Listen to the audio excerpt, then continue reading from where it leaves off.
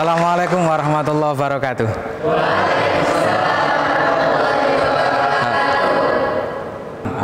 Sebuah riset kemarin yang saya lakukan tahun kemarin tentang bakteri yang biasanya di lingkungan itu di masyarakat terkenal sebagai penyebab diare. Ini saya lakukan dengan tim itu di kantin-kantin yang ada di kampus Win 1 ya. Sebenarnya judul saya tentang uji sensitivitas bakteri menguji antibiotik. Pemirsa, jika berobat ya sakit gitu kan, biasanya sama dokter dikasih antibiotik.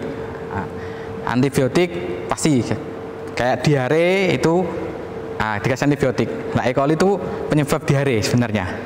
Ya, biasanya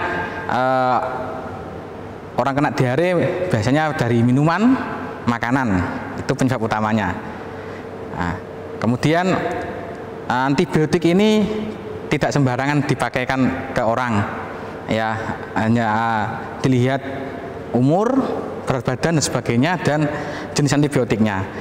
Ternyata lama-kelamaan pemakaian antibiotik itu sering dipakai, maka bakteri yang biasanya menyebabkan penyakit seperti E. coli yang penyakit diare itu nanti akan resisten atau bisa bertahan kebal terhadap antibiotik.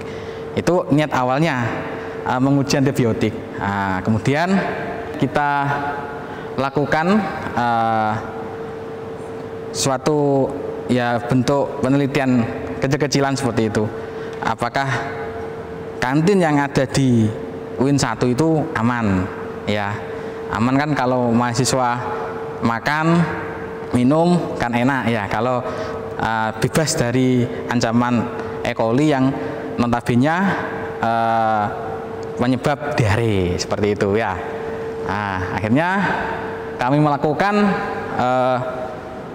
semacam pengambilan sampel, pengambilan air terutama karena air merupakan media untuk memasak ya. Untuk memasak apapun pasti butuh air. Nah, kita lihat air di kantin yang dipakai oleh kantin itu masih murni apa sudah terkontaminasi E. coli seperti itu. Kemudian nantinya ketika sudah ditetapkan E. coli, kita ujikan dikasih beberapa jenis antibiotik. Harapannya jenis antibiotik ini akan memberikan informasi ke masyarakat, khususnya ke nakes gitu ya, antibiotik apa saja yang masih bagus untuk menghadapi E. coli ya, untuk membunuh E. coli atau yang sudah tidak bisa digunakan lagi. Jadi kalau ada misalkan mahasiswa atau orang sekitar yang makan atau minum es di kantin ternyata pulang-pulang sakit diare, itu bisa teratasi dengan aman dengan antibiotik yang sudah diuji gitu ya. Sebenarnya gampang ya, semuanya pasti bisa melakukan ini ya. Saya tinggal membeli media yang namanya TBX agar. Media itu untuk khusus menumbuhkan E. coli gitu ya. Jadi kita ambil sampel pakai botol sudah steril, pakai airnya diambil, kerannya dibuka, diambil, kita bawa ke lab. Kemudian makanan ya, kemarin saya uji coba itu tempe, ikan lauk pauk yang nasi campur itu kayak sambal goreng kentang ya, mie, sambal goreng tempe dan sebagainya, itu kita bawa ke lab itu kan ya.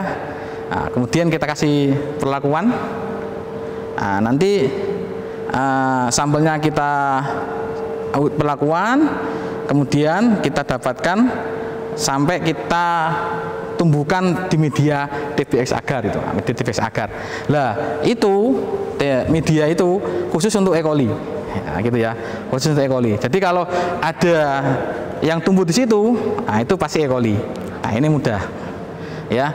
Yang kendalanya, sayangnya kalau masyarakat umum ingin melakukan Ini tersedia dimanapun ada, di toko-toko farmasi ada TBX agar, namun harganya yang agak lumayan mahal gitu. Ini yang sudah kita dapatkan ya dari media TBX agar. Nah, ternyata ini ya di kantin, baik di sebelahnya gedung Saifuddin Juri sama di sebelahnya gedung letter L ini ya, gedung stasiun itu tidak ada E. coli sama sekali yang ditemukan. Ya, jadi kantin kita Win 1 insya Allah bebas E. coli ya untuk sumber airnya. Dan kebetulan juga proses memasak di kantin bagus. Jadi masakan jadi ya, masakan jadi yang sudah ditaruh di etalase di kantin-kantin itu sudah bebas E. coli juga ya, untuk E. coli. Tapi kita tidak lihat E. coli saja, kita lihat bakteri yang lain. Untuk E. coli ini memang tidak ada. Yang penting untuk itu yang tidak sampai bocor ke sumber air di lingkungan kampus, insya Allah ya aman, tidak akan tercemar E. coli. Ya, ini juga kosong, tidak ada yang tumbuh ya.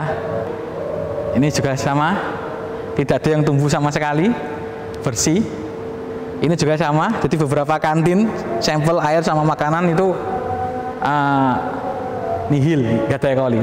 Indikasinya kalau pakai media tadi itu nanti muncul koloni warna hijau-hijau, warnanya hijau. Tapi sayangkali nggak muncul. Jadi informasi bagusnya aman lah, kantin pokoknya aman.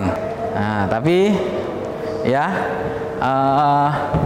ada bakteri selain E. coli ya di air ini pasti ada ya, pasti ada. Ini heterotrof bakteria ya. Tapi uji selanjutnya tidak membuat masalah kesehatan gitu ya. Dengan antibiotik tertentu juga dia mati, jadi aman ya. Pakai antibiotik misalkan streptomisin ya, gentamisin, itu dia mati, nggak masalah. Ini dari sampel air, pasti ada kalau air ya, selain E. coli pasti ada. Tapi kalau air itu dimasak dulu, maka ini ya gambar bakteri. Kalau yang belum tahu, bakteri itu kayak gimana ya gambarnya, kalau kita letakkan di media agar seperti ini, dia membentuk koloni gitu ya. Jadi ada warna-warninya, ada kuning, ada putih ya, itu bakteri, itu koloni. Jadi satu koloni itu bisa berjuta-juta bakteri. Tapi kalau ingin ketahui satu individunya ya kita pakai mikroskop. Kalau seperti ini nggak bisa. Oke, intinya di kantin kita memang ada bakteri yang asli mungkin itu dari air sumbernya pasti ada ya. Tapi bakteri tadi itu tidak membuat kita sakit atau kita diare atau yang mana, itu aman gitu ya. Yang luar ada beberapa mahasiswa kami itu di depo-depo air minum itu juga bersih dari E. coli yang di sekitar kampus ya, berapa tahun yang lalu, mungkin 4 atau 5 tahun yang lalu ada penelitian seperti itu. Itu bersih.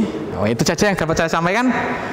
Semoga ada manfaatnya informasi sedikit ini, dan semoga saya juga bisa menyampaikan hasil yang lain dari penelitian saya. Oke, sekian. Assalamualaikum warahmatullahi wabarakatuh.